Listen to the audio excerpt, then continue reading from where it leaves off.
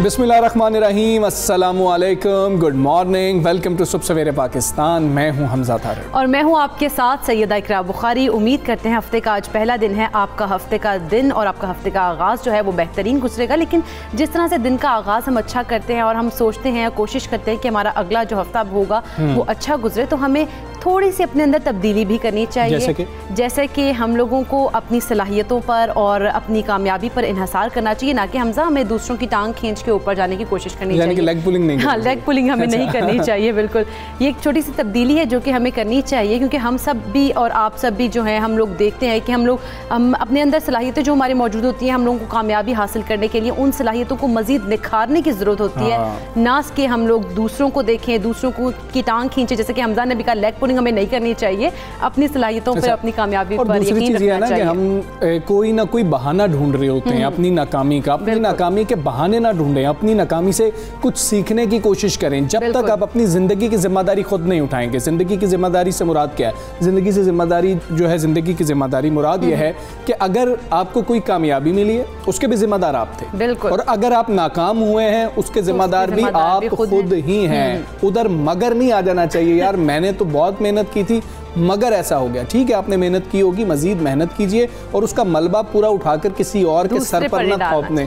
कुछ लोग ये कहते हैं जी कि मैं तो बहुत मेहनती था, हालात ऐसे नहीं थे कि मैं कुछ कर सकूं। तो मेहनत कीजिए और जिम्मेदारी आपने खुद ही उठानी है। जिस दिन अपनी नाकामी की जिम्मेदारी हमने खुद उठा ली, उस दिन से हम लोग कामयाबी की तरफ हमारा पहला कदम होगा और हम बढ़ना शुरू कर देंगे। और जो बातें हो रही होंगी उसका हम हिस्सा नहीं बन रहे होंगे। हम मेहनत नहीं कर रहे होते, हम बातें ज्यादा कर रहे होते हैं। हम ये कह रहे होते हैं कि इकरा काश ऐसा हो जाता तो मैं तो पता नहीं क्या कर देता, मैं प्राइम मिनिस्टर लग गया था, काश ऐसा हो जाता। तो ऐसा नहीं होता, आपको खुद जो है मेहनत करनी पड़ेगी। और ये लेग पुलिंग जो है ना, कम अज कम करना छोड़ दे। अगर आप कामयाब नहीं हो पा रहे तो दूसरे को कामयाब होने दे और अपनी नाकामी का मलबा भी उस पर नहीं डालना। चले खैर, अब हम आगे बढ़ते हैं, कोरोना वायरस की बात कर लेते हैं। केसेस तो कम हो रहे हैं, हम देख रहे हैं, लेकिन साथ एक तशवीशनाक बात ये भी है कि वैक्सीन मौजूद नहीं है। हमने देखा बहुत ज़्यादा रश लग गया था और वहाँ पर वैक्सीन नहीं थी, तो लोगों को वैसे ही लौटना पड़ा। एक हफ्ते आगे का वक्त भी दे दिया गया। ऐसे ये हमदा सूरत हाल तो ख़राब होती जा रही है वैक्सीनेशन के हवाले से, क्योंकि हम देखें कि इस ज़माने में हुकूमती कोशिशों को इस वक्त तक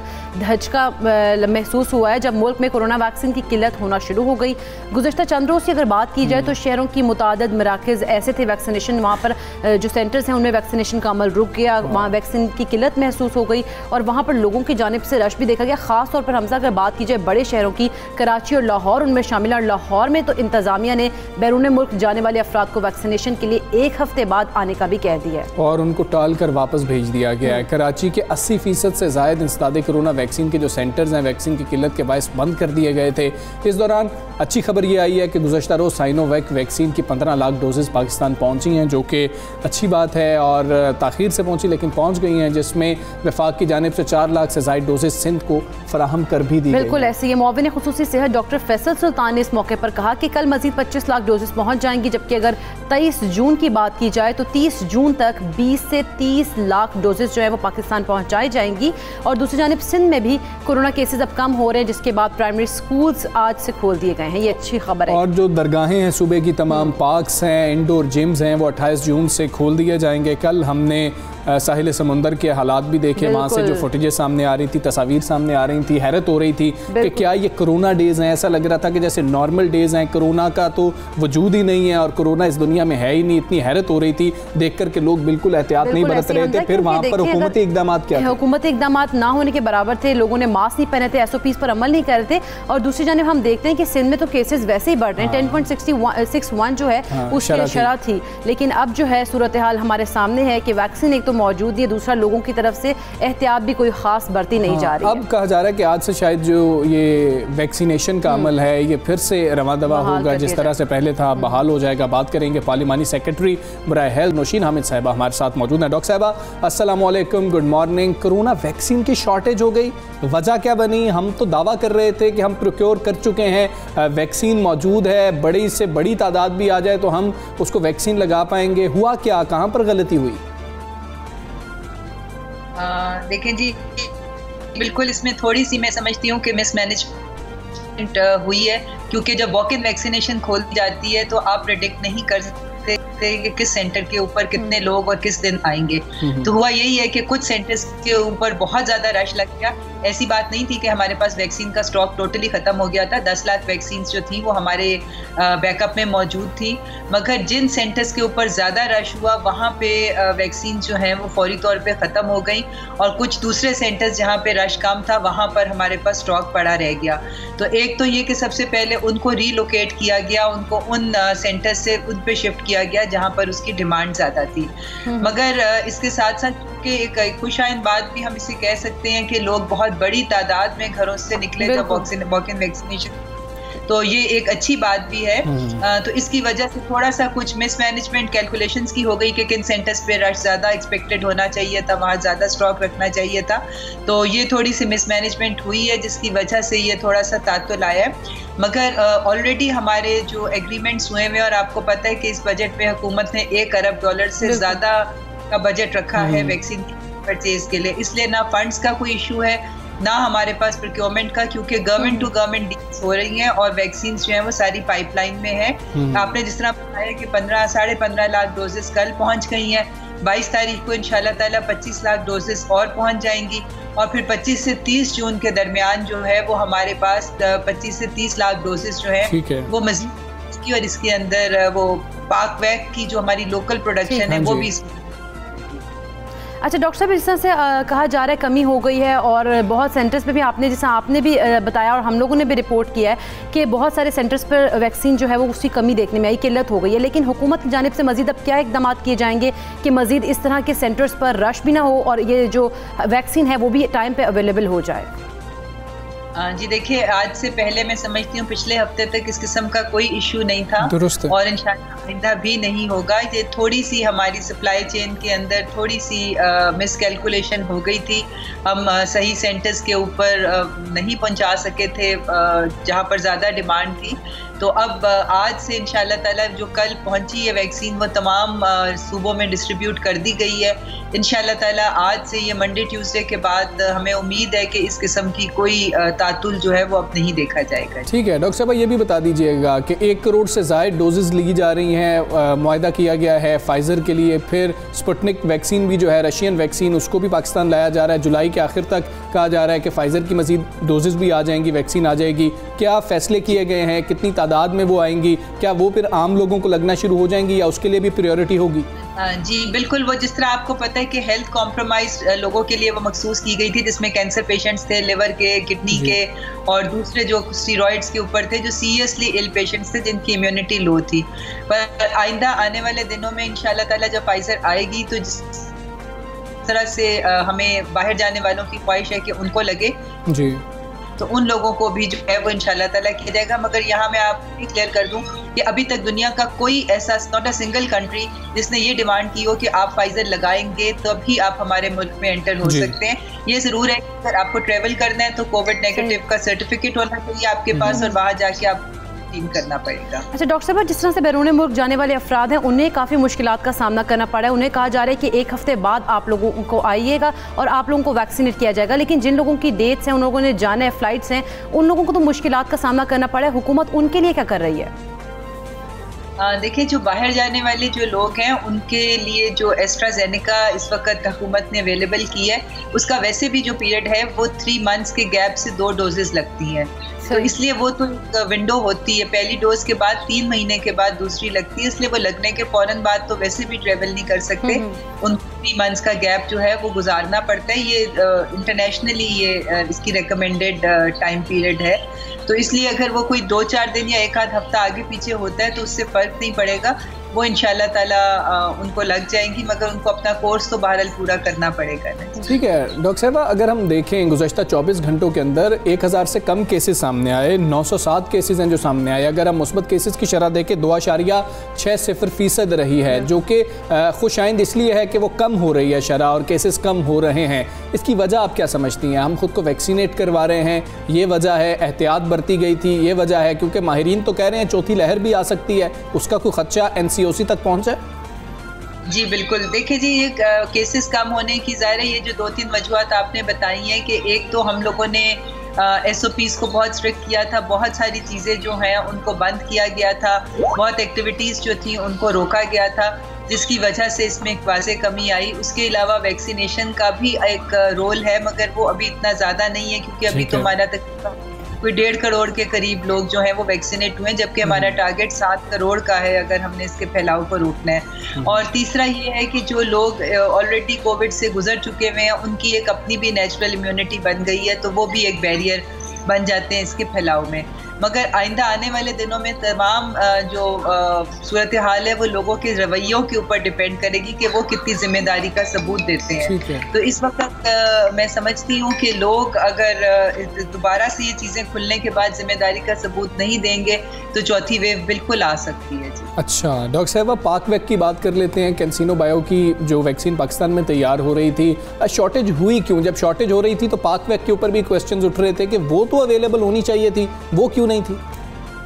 देखिए, पाकवैक जो है उसका एक शुरू दिन से ही हमने अनाउंस किया था कि उसकी पहली खेप 1,20,000 डोजेस की बनी थी। जून के महीने में वो 9 लाख डोजेस जो है वो बननी थी, जिसमें से अभी एंड ऑफ जून में 4 लाख डोजेस जो है वो सिस्टम में आ जाएंगी। और जुलाई से ऑनवर्ड्स जो है वो फिर हमारी कैपेसिटी जो है वो 30 लाख डोजेस पर मंथ की हो जाएगी। तो ये एक सिस्टम के तहत इसकी प्रोडक्शन हो रही है। तो इंशाल्लाह ताला जुलाई के महीने से 30 लाख डोजेस अवेलेबल होंगी पर मंथ, और ये वो वैक्सीन है जो कि सिंगल डोज है, यानी वो जितनी बनेगी उतने ही लोगों को कवरेज मिल जाएगी।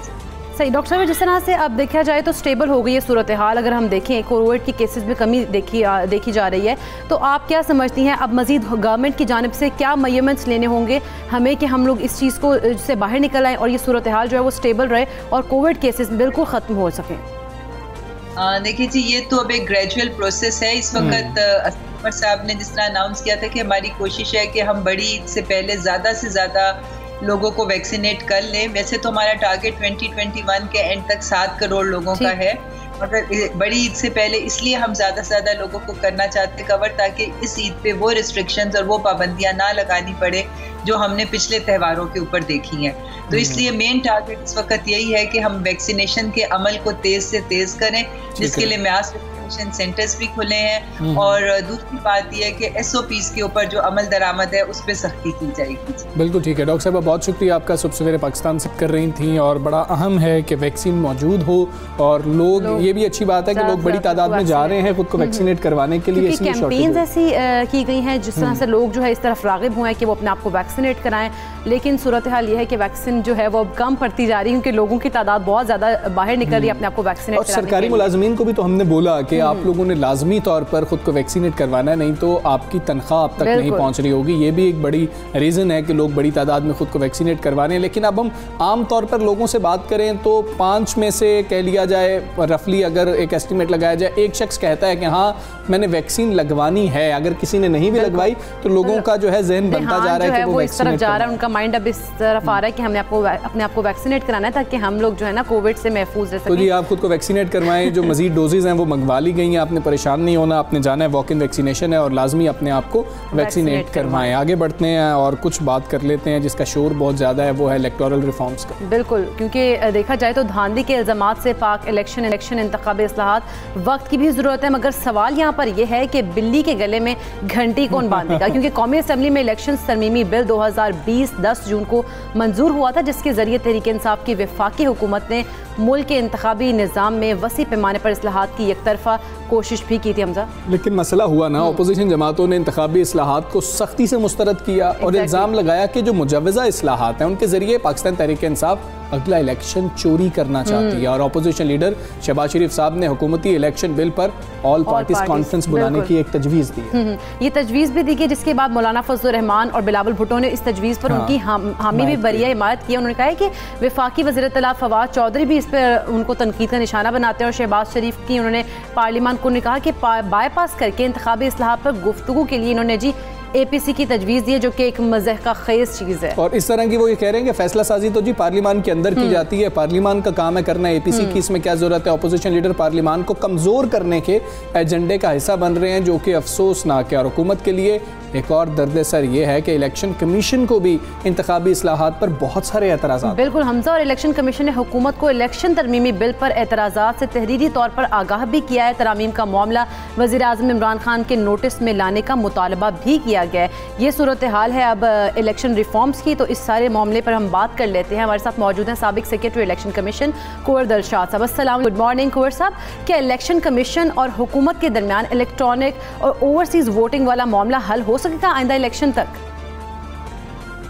असूली तौर पर इलेक्शन कमीशन पाकिस्तान जो है वो आइन के पाकिस्तान का जो कॉन्स्टिट्यूशन है, वो कॉन्स्टिट्यूशन ने जो उसको जमानत दी है उसका वो मुहाफ़िज़ है, वो कस्टोडियन है इलेक्शन कमीशन पाकिस्तान। तो उन्होंने जो पार्लिमानी कमेटी ने जो बिल पेश किया और कौमी असम्बली ने बिल पास कर दिया, उस पर इलेक्शन कमीशन पाकिस्तान से मशावरत नहीं की गई। इलेक्शन कमीशन पाकिस्तान ने प्रेसिडेंट पाकिस्तान को भी बतला किया कि जनाब हमें तो सुना ही नहीं किया, हमारा पॉइंट ऑफ व्यू उन्होंने नोट ही नहीं किया पार्लिमानी कमेटी ने। इसमें सदर ममलकत ने भी बड़ी हैरानगी का इज़हार किया।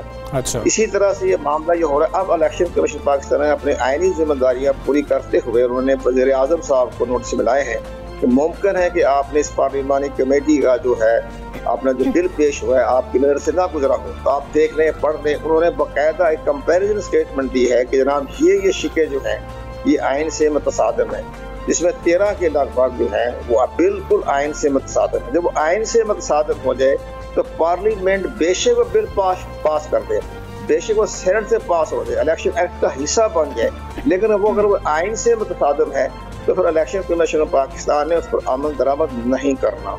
इलेक्शन कमीशन पाकिस्तान ने सबसे पहले आइन को देखना है। जो हमारे वज़रा हैं वो अपने सियासी स्कोरिंग कर रहे हैं, लेकिन अंदरूनी तौर पर उनकी भी यही ख्वाहिश होगी कि किसी न किसी तरीके से इलेक्शन कमीशन और हुकूमत के दरमियान जो है ये जो गलतफहमी पैदा हो गई है, मिसअंडरस्टैंडिंग को हो जाए।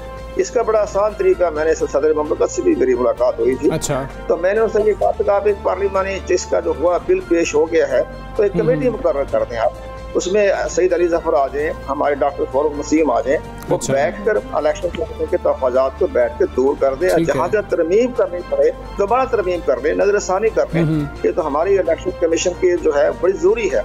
अगर इन तमाम हालात को छोड़ते हुए और हुकूमत जो है उन्होंने नहीं इलेक्शन कमीशन को एतमाद में लिया, तो फिर आप ये समझें कि जब ये इलेक्शन कमीशन ने अदम एतमाद कर दिया और अदम एतमाद के नताइज अच्छे नहीं निकलेंगे। वो इसलिए कि वो इलेक्शन कमीशन पाकिस्तान है, सुप्रीम कोर्ट ऑफ पाकिस्तान में रेफरेंस दायर करना पड़ेगा, चैलेंज करना पड़ेगा कि जनाब ये आइन से मुतसादिम है, आप हमें रहनुमाई दें।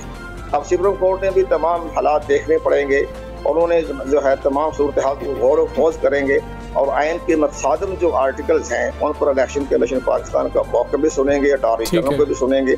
ये सारी चीजें देखते हुए हम ये चाह रहे हैं कि सुप्रीम कोर्ट में जाने की बजाय हुकूमत एक कमेटी मुकर्रर कर दे और वो दोबारा नजरसानी कर लें, कोई फर्क नहीं पड़ता। ठीक है, कानूनी पोजीशन तो आपने बताई कुंवर दिलशाद साहब। ये भी बता दीजिएगा कि अगर हम देखें, हम इलेक्ट्रॉनिक मशीन की बात कर रहे हैं, वोटिंग मशीन की, क्या हमारे पास इतना टाइम है कि अगले इलेक्शन में उसका इस्तेमाल किया जा सके? पिछले इलेक्शन के अंदर भी इतने ज़्यादा एतराज़ात है, धांधली की बात होती रही। अब अगर हम एक एक्सपेरिमेंट करने जा रहे होंगे तो इस पर भी एतराज़ात आने के चांसेस होंगे? देखो जी, हमारा एक हर मुल्क के अपने सिस्टम है। जो यहाँ गैर मुल्की NGO हैं जो करोड़ों रुपया फंडिंग लेती हैं, वो भी आवाम को गुमराह करने में किसी पीछे नहीं हटती। हर मुल्क के, तुर्की का, फिलिपाइन का, थाईलैंड का, इंडिया का अपना अपना सिस्टम होता है। हमारे यहाँ सबसे पहले 2013 में UNDP ने एक सिस्टम बनाया, तकरीबन 40 करोड़ रुपया खर्च हुआ 2013 में, बता रहा हूँ। वो रात के 11:15 बजे बैठ गए, खत्म हो गया, सिस्टम खत्म हो गया। 40 करोड़ जो था वो तो UNDP का ज़ाया हुआ ना, हुकूमत का भी ज़ाया हुआ। इसके बाद एक बड़ी अहम बात, अभी जो RTS बनाया 2018 में, उस पर 18 करोड़ रुपया खर्च किया, नादरा को दिया, तो नादरा जो है वो बिल्कुल खत्म हो गया, वो भी फ्लॉप हो गया। अब ये आप खरबों रुपए का प्रोजेक्ट लेके आ रहे हैं, खुदा न खास्ता अगर ये फ्लॉप हो गया, नहीं चला, बिजली नहीं है, 70% इलाकों में शॉर्टेज है बिजली की, इसके बाद नाख्वानगी बहुत ज्यादा है हमारे मुल्क में, तकरीबन 50% नाख्वानगी है, वोट नहीं कास्ट कर सकेंगे, गलत हो जाएगा, तो सारा सिस्टम धर्म पर आप उसको लम्बे कर लें। हमारी ख्वाहिश ये है करें, सिस्टम अच्छा है जनाब इलेक्ट्रॉनिक वोटिंग मशीन का, लेकिन उसको स्टेप बाय स्टेप चलें। ठीक। अच्छा कुंवर दिलशाद साहब, जिस तरह से हम देखें, अगर बात की जाए पोजीशन की कि किसकी पोजीशन बेहतर है, इस इलेक्ट्रॉनिक जो वोटिंग का मामला है और ओवरसीज वोटिंग वाला मामला है, कानूनी हैसियत से देखें तो हुकूमत की पोजीशन ज़्यादा बेहतर है इलेक्शन कमीशन की? इलेक्शन कमीशन ऑफ पाकिस्तान ने इलेक्ट्रॉनिक वोटिंग मशीन के बारे में हुकूमत को वाज़ा कर दिया है कि जब तक आप इंटरनेट बैटिंग और इलेक्ट्रॉनिक वोटिंग मशीन पर कानून आइन साजी नहीं कर रहे, कानून साजी तो कर ली कौमी असम्बली में, आइन साजी और कानून साजी में फर्क होता है। का आइन साजी होता है आइन के आर्टिकल में तरमीम करना, और जब तक आप आइन साजी नहीं करेंगे, हम इस सिस्टम को लेकर आगे नहीं जाएंगे, तो वो तो आगे नहीं जाएगा, मामला खत्म हो जाएगा। जब तक को आइन की तहफ़्फ़ुज़ नहीं मिलेगा इलेक्शन कमीशन पाकिस्तान को, तो कैसे इलेक्ट्रॉनिक वोटिंग मशीन को एक्सेप्ट करेगा? वो तो नहीं करेगा। इसलिए हम ये चाह रहे हैं कि आइन साजी कर लें। आपको 2/3 मेजॉरिटी आपके पास नहीं है, अपोजिशन जिसकी वजह से हुकूमत को डाल रही है प्रेशर। ठीक है कुंवर दिलशाद साहब, आइन साजी कर ली जाए, अगर आइन साजी कर भी ली जाती है तो फिर भी कितना वक्त दरकार होगा इलेक्शन कमीशन को तमाम तैयारियां करने के लिए? वो भी तो एक टाइम होगा। आइन साजी के मामले पड़ गया तो फिर आप ये समझे जनाब, मैं आपको ये इतला दे रहा हूँ, तो फिर ये 2028 में ही इलेक्ट्रॉनिक वोटिंग मशीन का इस्तेमाल होगा, 2023 में। ये तो ज़ाहिर है, आइन साजी करते करते 6 माह लग जाएंगे। इस वक्त 4 महीने बड़े अहम हैं। ये 4 महीने बड़े अहम है। सदर मुमलकत ने ये बताया कि अगर 4 महीनों में अगर ये फैसला ना हो सका तो फिर ये आइंदा 2028 में जो है तजर्बा किया जाएगा। इस इलेक्शन में 2023 में ये इलेक्ट्रॉनिक वोटिंग मशीन और इंटरनेट बैटिंग पे का जो है वोटिंग वो नहीं हो सकेगी जब तक आइन साजी नहीं हो जाता।